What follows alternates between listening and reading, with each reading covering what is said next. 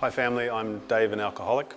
Hi Dave. I'm truly grateful to be alive and sober today. I was blessed with sobriety on the 10th of April 2015 and I haven't needed to put any alcohol in my system since that date. I thought a lot as a child. I had a mind that wouldn't quit. In my teens, I discovered that alcohol would quieten down the noise that went on in my head when I was in a sober state. I had a lot of fun in my early years. Alcohol meant friendship and laughter and camaraderie. I felt like I was in the moment with my peers. And as I continued on, it was still a lot of fun, but it started to become a torture. I wanted more than anything not to drink, but I couldn't not drink right at the very end there. Intellectually, I knew many times that it was probably going to be a bad idea to take a drink, but I couldn't not drink. The consequences in my life, largely due to my alcohol consumption, got bigger and bigger and closer together, and consequences didn't really make me consider stop drinking, but I got to a point where I absolutely didn't want to live the life that I was leading anymore. I wanted more than anything for things to be different. I wanted people to get off my back. I had a whole lot of love in my life. If love was going to keep me sober, it wouldn't have been a problem, but love didn't keep me sober. And I had all these people who were so concerned about me, who were losing sleep.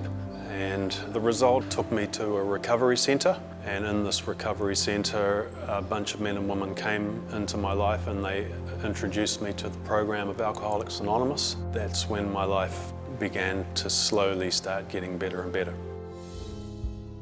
It was about 7.5 months between my first meeting of Alcoholics Anonymous and when I finally stayed stopped.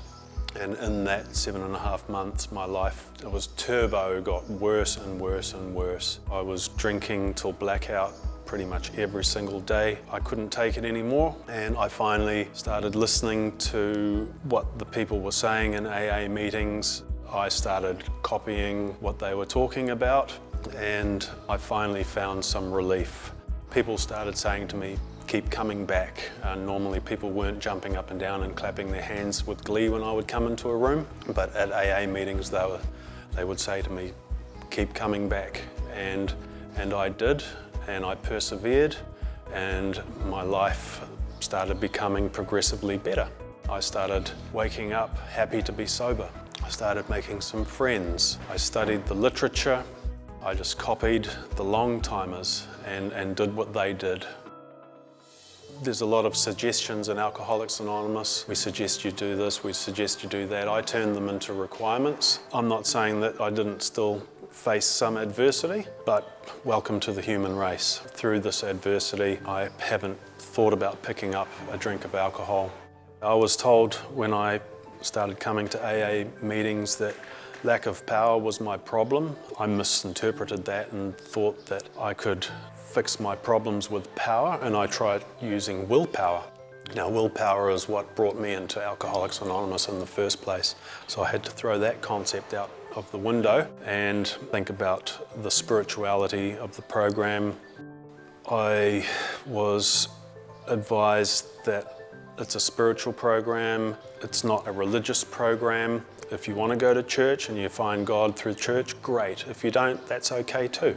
I found a power greater than myself, and it's a universal power. And I mean, there's an infinite number of possibilities of what a power greater than yourself can be, as long as it's not alcohol and as long as it's not me. Today, my life has changed incredibly thanks to this program, thanks to the people in the program. Today, I can live more successfully with others as a result of this program, and what some of the literature promises, that my life just keeps getting better and better, and I'm promised that the best years of my life are still to come, and that's been my experience so far. So thanks everyone for being here, and thanks for listening.